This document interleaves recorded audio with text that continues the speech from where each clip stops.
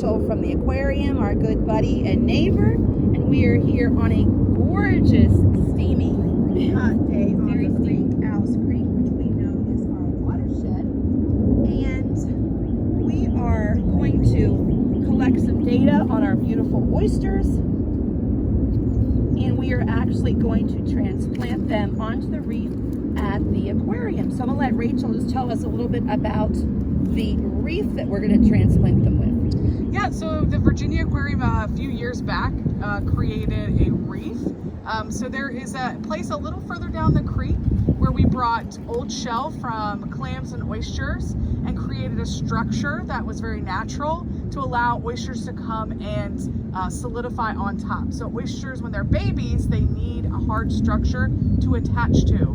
Now a little further down from where we are going to toss our oysters is something called oyster castles. So we're actually doing a comparison of, what is a better kind of substrate, the natural shell from oysters and clams, or these concrete structures that look like sand castles that were fabricated and placed out in the creek. So we'll go take a look at both of those. How cool is that? Yeah, that's cool. Thank you. Science is alive and well at the Virginia Aquarium. So we're looking down at Miss Bianchi. There she is. Hi, Miss Bianchi. Hello. And we're looking at the Seatack float. Can you tell us some observations, Miss Bianchi, on what you see? Yes, so first off, it is extremely low tide. Like, I am actually on a floating dock, but it's on the ground, it's so low. And the oyster float is actually on the ground itself. And that's where you can see half of it is in the water and half of it is out. We've talked about how the oysters are intertidal, which is why they can end up being out of the water or exposed. It does look like, from the storms we've had, a lot of things get collected on here, like all these sticks, which of course don't harm them, it's nature. There are some actually dead animals. We do have a dead crab in here. Not sure if that was a bird's doing or if he just got stuck, but he will be food for some other animal. I will tell you, our oyster net is very heavy. I mean, I'm thinking this is at least 20 pounds, if not more, right now. And which tells us that they grew quite a bit. That's awesome, because the last time we had ones that were about 6 inches, right? Yep. The biggest one was about 6 inches, and that was clear back in, I think, February we came. Yes, and so we have lots of little crabs. I'm sure if you can see them. Yep. Go on. Hi. All right. So the exciting part of today is we get to see how big they are, if we have any other life in here, and then we'll measure them for our final database count and to give that information back to the Oyster Reef Keepers of Virginia for their tracking of the growth of oysters, and then we will put them in their new home. So,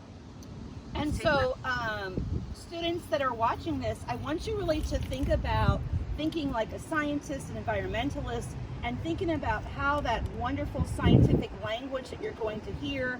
I know 4th graders, we are really working on the ecosystems right now with habitats, population, and niche, or niche, whichever you prefer.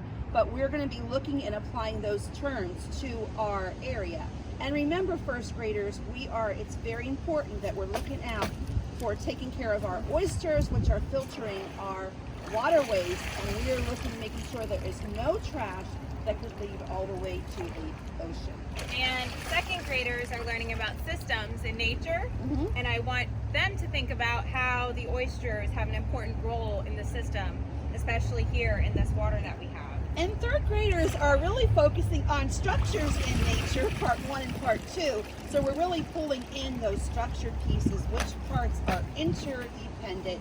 And 4th grade, don't forget to look at those relationships of what we have in our animal kingdom with our systems. And 5th grade, we're looking at changes from what we've seen throughout the year. And part of the reason we do this, where we grow oysters, is that system and that interdependent piece was messed up. There was a lot of overharvesting, there were disease, and this core piece of the system was left out or was gone. And that is why we are working so hard to replace it. And you'll have to think about why it's so necessary. So human impact, and why human impact sometimes could be dysfunctional. Yes. So, will you pass that to Rachel for 2 seconds? Because I'm going to need your help.